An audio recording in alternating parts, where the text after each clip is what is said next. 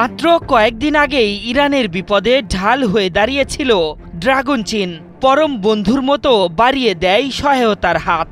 Iran সেই বিপদ কাটিয়ে উঠতেই এবার আয়াতুল্লাহ খামেনির পাশে থাকার সবচেয়ে বড় ঘোষণাই দিল দ্য রেড ড্রাগন। মধ্যপ্রাচ্যে ইরানকে পরমাণু শক্তিধর হিসেবে দেখতে সম্ভাব্য সব ধরনের সহায়তা করবে বলে জানিয়েছে চীন। প্রয়োজনে যে কোনো পশ্চিমা হুমকির বিরুদ্ধেও তেহরানকে আগলে রাখার বার্তা দিয়েছে দেশটির পররাষ্ট্রমন্ত্রী ওয়াং ই। মাত্র কিছুদিন আগেই শক্তিশালী আকাশ প্রতিরক্ষা ব্যবস্থা HQ-9 পৌঁছে গেছে ইরানে। শোনা যাচ্ছে জেট-10C যুদ্ধ বিমানও তেহরানে পৌঁছে যেতে পারে নিকট ভবিষ্যতেও। এবার প্রকাশ্যে পৃথিবীকে জানিয়েই ইরানের পক্ষে সবচেয়ে বড় অঙ্গীকার করল চীন।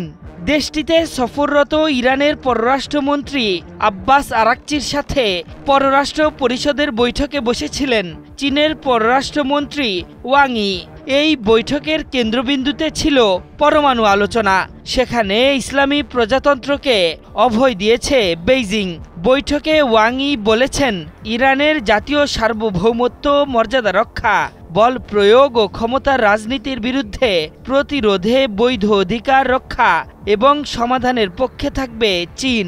সেই সাথে পারস্পরিক সম্প্রীতি ও সুশীল প্রতিবেশ নীতিতে অটল থেকে পার্শ্ববর্তী দেশগুলোর সঙ্গে সম্পর্ক উন্নয়নে ইরানকে অব্যাহত সমর্থন দিয়ে যাবে বেইজিং।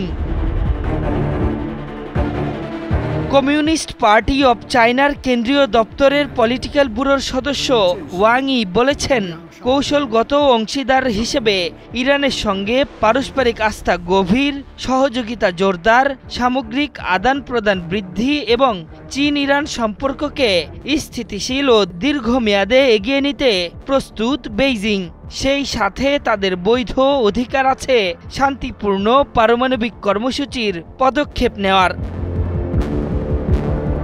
এদিকে পারমাণবিক কর্মসূচি ইস্যুতে চীনের অভয়ে আব্বাস আরাকচি বলেছেন, পারমাণবিক অস্ত্র ক্ষতির কারণ হবে এমন পদক্ষেপ নেবে না ইরান।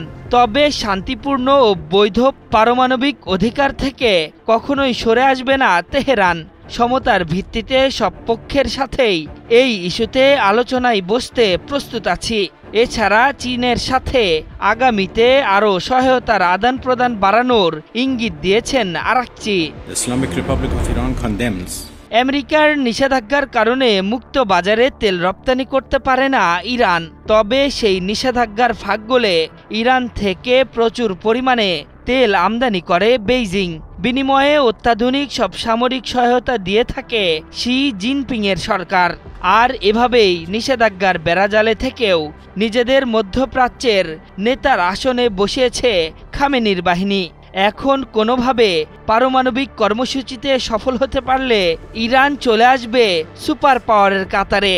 সেক্ষেত্রে অবশ্য লাভের অংশীদার হবে চীনও, এমনটাই ধারণা করছেন সমরবিদরা।